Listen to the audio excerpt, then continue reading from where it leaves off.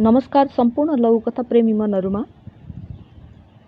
हाम्रो लघुकथा पाठशालाको नियमित अडियो वाचन कार्यक्रमको निरन्तर श्रृङ्खलामा यसपटक मैले सर्जक राजेश भट्टराई, लघुकथाकार राजेश भट्टराईज्यूको छोटो परिचय र उहाँकै एउटा सुन्दर लघुकथा लिएर आएकी छु।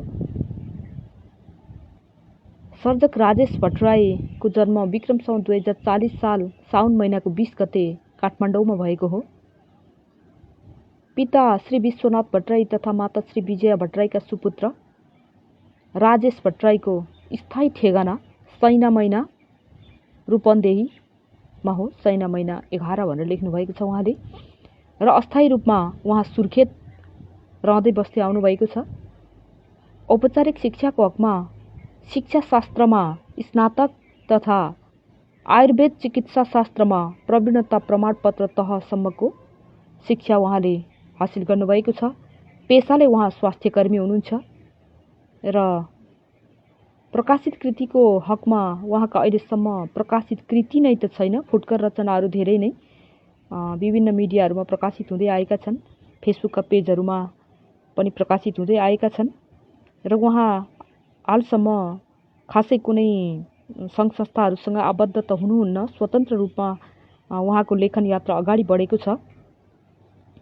तर निकै सुन्दर सुन्दर र तिखा मिठा सामान्य विषयवस्तुलाई पनि उहाँ लेख्नुहुन्छ। उहाँको लघुकथा लेखनको यो एउटा विशेषता मैले पाएकी छु। धेरै मैले भनिरहनु पर्दैन, मैले अब लगत्तै वाचन गर्ने उहाँको लघुकथाले पनि यो कुरालाई प्रमाणित गर्ने नै छ।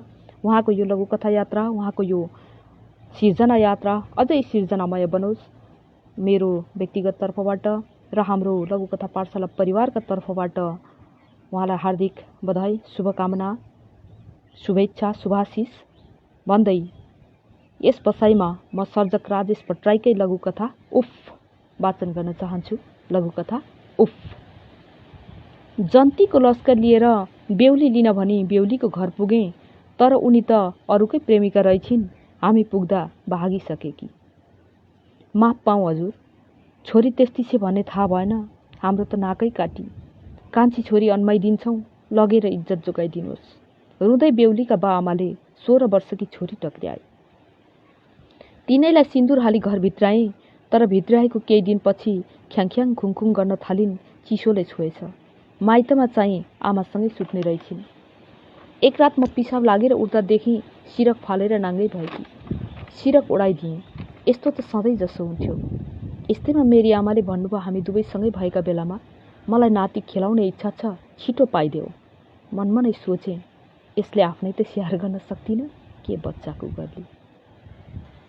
लघुकथा सकिएको छ। छोटो मिठो निकै सुन्दर, समापन पनि अत्यन्तै सुन्दर रहेको यो लघुकथा र यसले दिने सन्देश वास्तवमा समय नपुग्दै बिहे गरिदिने परिपाटी हैन, समाजका लागि इज्जत जोगाउनका लागि अझै पहिला पहिला त स्वर्ग जान पाइन्छ भन्ने एउटा विश्वास पनि थियो। छोरीहरूलाई रजस्वला हुनु अगाडि नै विवाह गरिदिने परिपाटी थियो।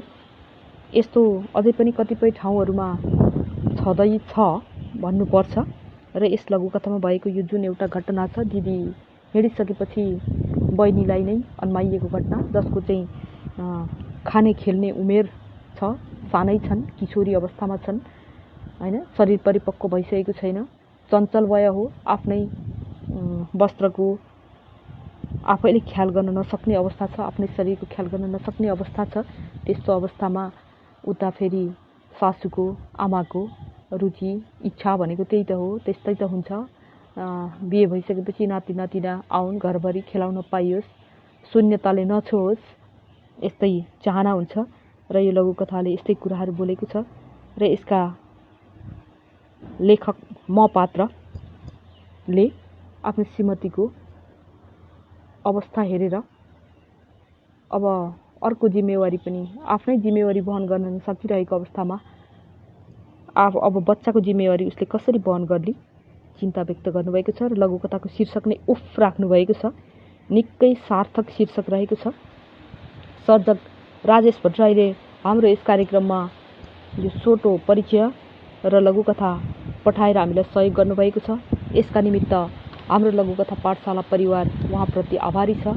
म कार्यक्रम प्रस्तुता दुर्गा बनवासी पनि आभारी छु। उहाँलाई फेरि एकपटक हार्दिक शुभकामना भन्दै आजको यस बसाइबाट म बिदा लिन चाहन्छु। अर्को मङ्गलबार फेरि अर्को एकजना लघुकथाकार र उहाँको एउटा लघुकथा लिएर उपस्थित हुने नै छु। तबसम्मका लागि यहाँहरू सबैको समय मङ्गलमय रहोस्। नमस्कार, धन्यवाद।